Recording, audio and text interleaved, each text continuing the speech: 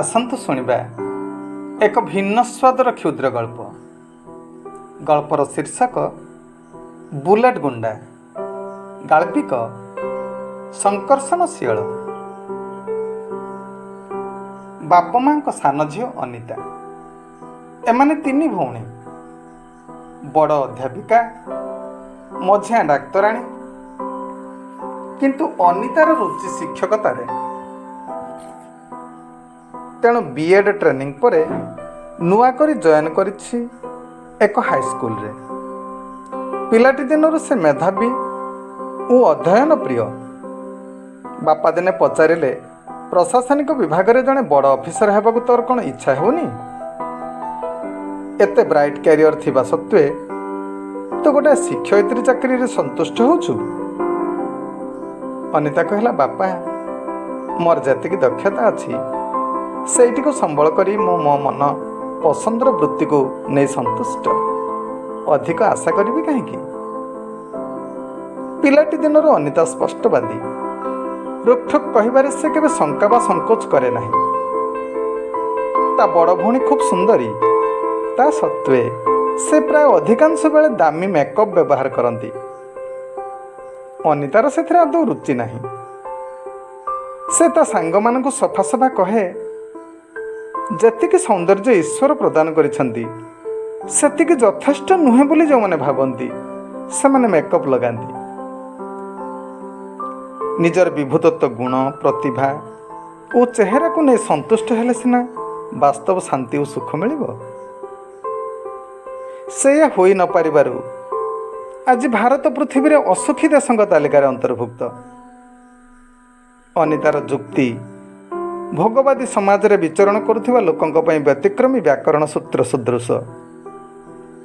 ସେସବୁକୁ ଲୌକିକ ସ୍ତରରେ ଗ୍ରହଣ କରିହୁଏ ନାହିଁ କି ବୌଦ୍ଧିକ ସ୍ତରରେ ଅସ୍ୱୀକାର କରିହୁଏ ନାହିଁ। ସହରୀ ସଭ୍ୟତା ଆଜି ହାରାହାରି ଗୋଟାଏ ଦ୍ୱନ୍ଦ୍ୱାତ୍ମକ ମୂଲ୍ୟବୋଧ ଉପରେ ପର୍ଯ୍ୟବସିତ। ଅବଶ୍ୟ ଅନିତା ଏ ଦ୍ୱନ୍ଦ୍ୱରୁ ଊର୍ଦ୍ଧ୍ୱରେ। ସହରଠାରୁ 8 କିଲୋମିଟର ଦୂରରେ ଅନିତାର କର୍ମକ୍ଷେତ୍ର। ସେଠାରେ ରହିବାର ସୁବିଧା ନାହିଁ ବି। ତେଣୁ ତା ସହକର୍ମୀ ଜଣେ ସହର ଓ ସ୍କୁଲ ପାଖାପାଖି ଏକ ଭଡ଼ା ଘର ଠିକ୍ କରିଦେଇଛି। ସ୍କୁଟିଟିଏ ଅଛି ସେଠାରୁ ସ୍କୁଲ ଯିବା ପାଇଁ। ପ୍ରଧାନ ଶିକ୍ଷୟିତ୍ରୀ ତାଙ୍କୁ ଖୁବ୍ ଆଦର କରନ୍ତି। ସବୁବେଳେ ସତର୍କ ରହିବାକୁ ପରାମର୍ଶ ଦେବା ଅବସରରେ ସୂଚାଇ ଦିଅନ୍ତି, ଅନିତା, ବୁଲେଟ୍ ଗୁଣ୍ଡାକୁ ଟିକେ ସାବଧାନ ଥିବ, ସେଇଟା ମଣିଷ ନୁହଁ। ବୁଲେଟ୍ ଗୁଣ୍ଡାର କଥା ପଡ଼ିଲେ ସାରା ସହରଟା କମ୍ପି ଉଠେ। ତା ବୁଲେଟ୍ ସାଉଣ୍ଡ ଶୁଣି ନିଶାର୍ଦ୍ଧରେ ଅଝଟ କରୁଥିବା ଅବୋଧ ଶିଶୁଟିଏ ବି ଭୟରେ ଘୋଡ଼ି ଘାଡ଼ି ଶୋଇପଡ଼େ। ଏଣୁ ତେଣୁ ଅନିତା ଶୁଣେ ଯେ ବୁଲେଟ୍ ଗୁଣ୍ଡା କୁଆଡ଼େ 2-4ଟା ମର୍ଡର କରିଛି, କେତେ ଲୋକଙ୍କୁ ବି ଘାଇଲା କରିଛି। ଜେଲଖାନା ତାର ଘର କହିଲେ ଚଳେ। 20-30ଟି ମୋକଦ୍ଦମା ତା ନାଁରେ। ଏମିତି ବି ସେ କିଛି ଲୋକଙ୍କ ଠାରୁ ଶୁଣିଛି ଯେ ବୁଲେଟ୍ ଗୁଣ୍ଡାର ଗୋଟେ ହୃଦୟ ବି ଅଛି।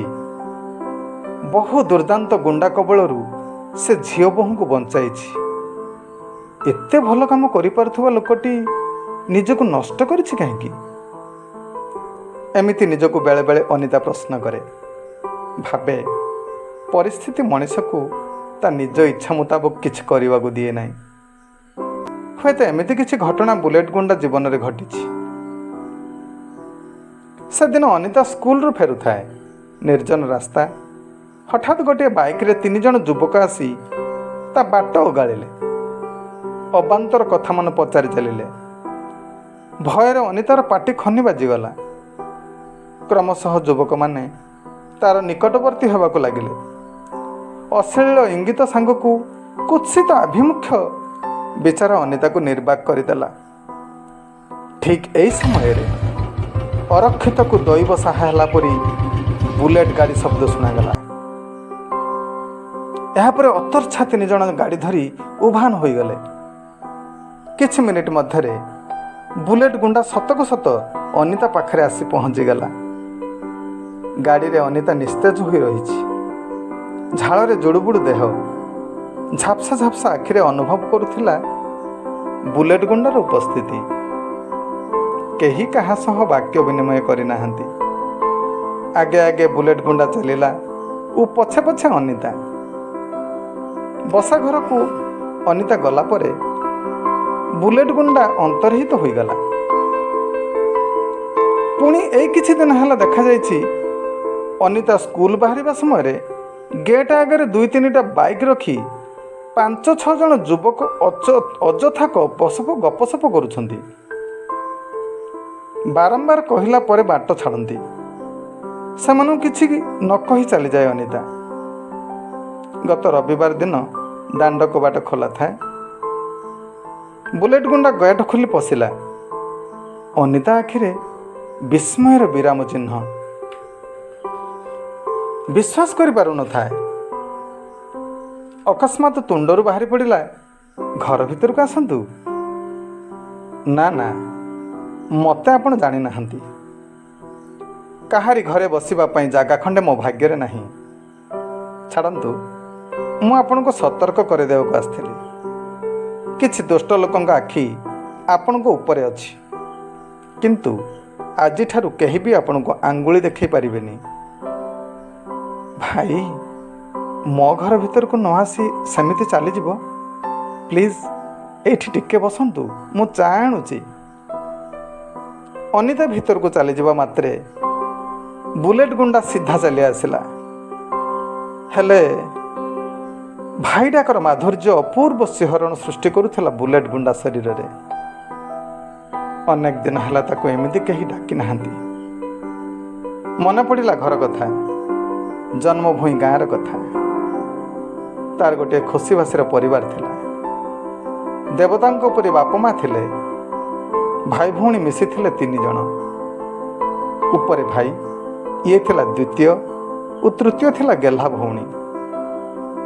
ଭଉଣୀ ତାକୁ ସାନ ଭାଇ ବୋଲି ଡାକୁଥିଲା।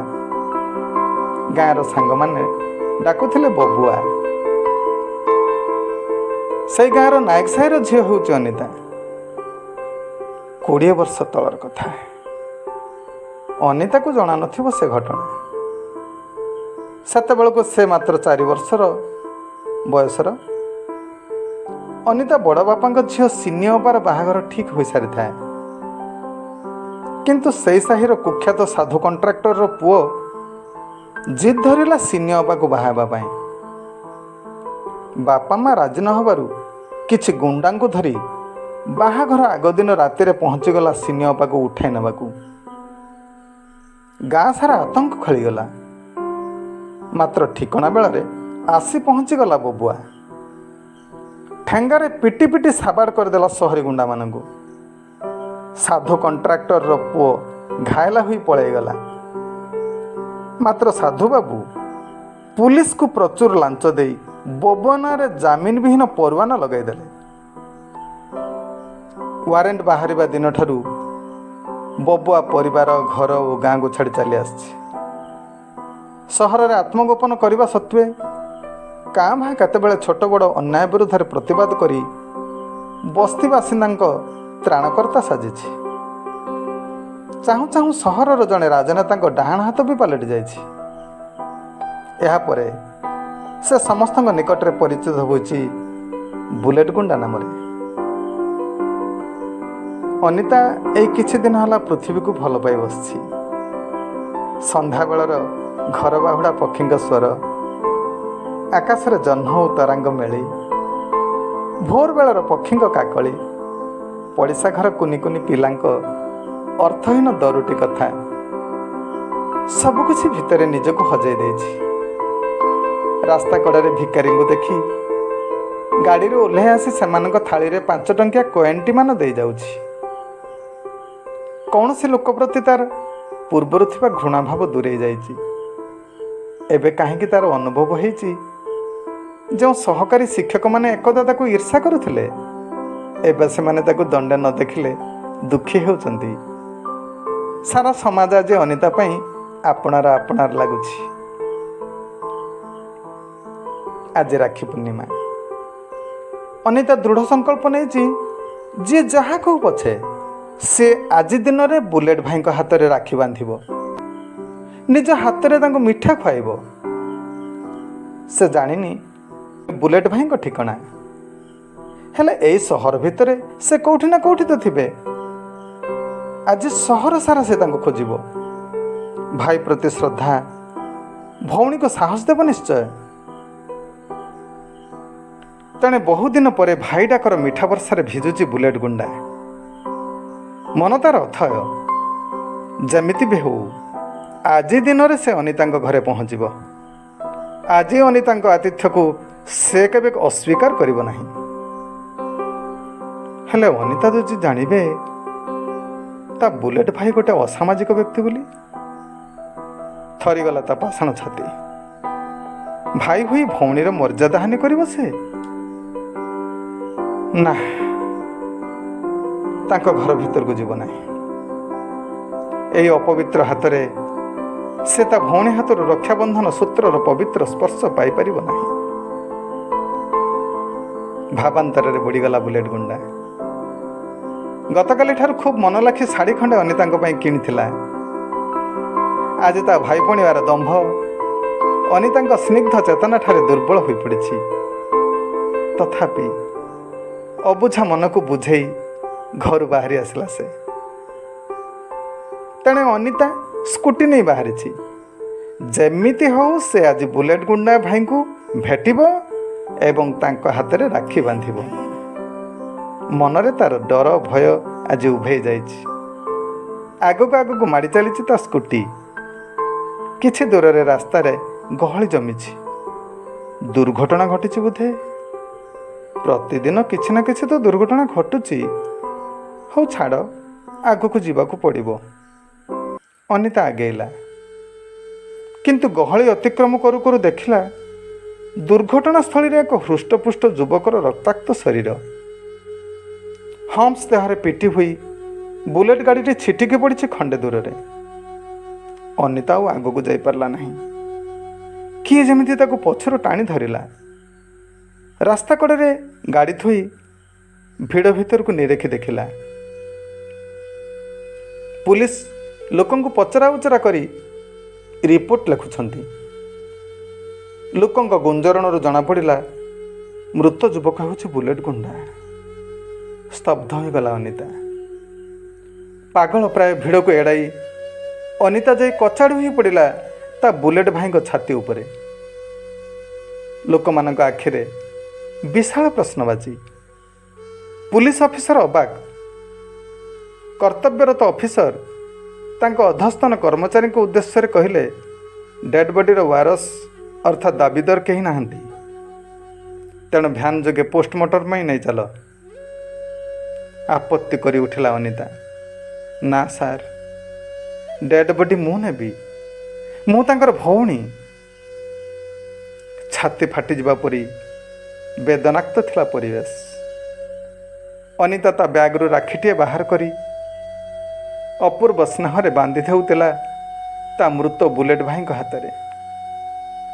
ପୁଲିସ ମଧ୍ୟ ଦୁର୍ଘଟଣାଗ୍ରସ୍ତ ଗାଡ଼ିର ଡିକି ଭିତରୁ ଆବିଷ୍କାର କରିଥିଲେ ଭଉଣୀ ଉଦ୍ଦେଶ୍ୟରେ ଏକ ଭାଇର ସ୍ନେହବୋଳା ଉପହାର ଓ ଶାଢ଼ୀ। ତାଙ୍କର ସନ୍ଦେହର ଅବକାଶ ନଥିଲା। କିଛି ଦରଦୀ ଦେଖଣାହାରୀ ସ୍ୱତଃସ୍ଫୂର୍ତ୍ତ ଭାବେ ଅନିତାଙ୍କୁ ସହାୟତା କରିଥିଲେ ଡେଡ୍ ବଡିକୁ ପୁରୀ ସ୍ୱର୍ଗଦ୍ୱାରରେ ନେଇ ଅନ୍ତ୍ୟେଷ୍ଟିକ୍ରିୟା ସମାପନ ଲାଗି। ମଣିଷର ମୃତ୍ୟୁକାଳୀନ କ୍ରିୟାକର୍ମରୁ ଜଣାପଡ଼େ ସେ କେତେ ଭଲ ଓ କେତେ ଖରାପ। ଅନ୍ତିମ ସମୟରେ ବବୁଆ ଜଣେ ଗୁଣ୍ଡା ଭାବରେ ନୁହଁ, ବରଂ ବୁଲେଟ ଭାଇର ସମ୍ମାନରେ ସମ୍ମାନିତ ହୋଇ ପୃଥିବୀ ପୃଷ୍ଠରୁ ବିଦାୟ ନେଲା।